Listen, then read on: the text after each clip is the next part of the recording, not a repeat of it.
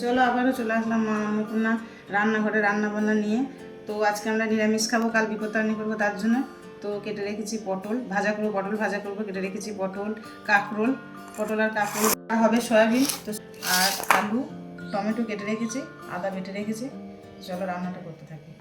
পটল আর কাঁকরোলের মধ্যে নুন হলুদ মেখে নেব।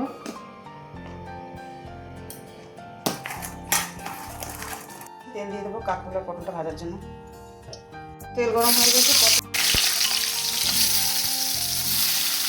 চলো এবার তুলতে দেবো পটল আর কাঁকরোলটা। তো চলো আমার পটল আর কাঁকরোল ভালো হয়ে গেছে, তুলে নেবো। পটল আর কাঁকরোল ভাজা তেলটা যে ছিল সেই তেলের মধ্যে সয়াবিনটা করে নেবো। দিয়ে দিলাম জিরে ফোড়ন, দিয়ে দেবো আলু, ভাজা করে নেবো। ঢাকা দিয়ে ভাজবো আলুটা।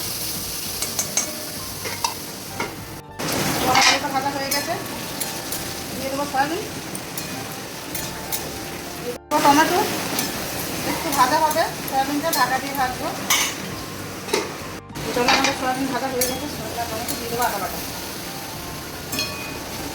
ওইদিকে আদাটা কষানো হতে হতে দিয়ে দেবো এর মধ্যে একটা মশলা করে নেবো। দিয়ে দেবো হলুদ, ধনে গুঁড়ো, লঙ্কা গুঁড়ো,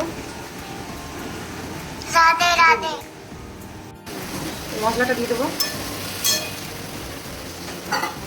অলরেডি সেটা কষিয়ে নিই। মশলা আমার কষানো হয়ে গেছে, দিয়ে দেবো জল। আলু ভাজাতে নুন দেওয়া ছিল, একটু নুন দিয়ে দেবো, দিয়ে দেবো ঢাকা। আমার সয়াবিন হয়ে গেছে, দিয়ে দেবো গরম মশলা, রেখেছি ভাত, তারপর আছে সালাড, তারপরে যে পটল ভাজা, কাঁকরোল ভাজা আর সয়াবিন। চলো আবার দেখা হচ্ছে।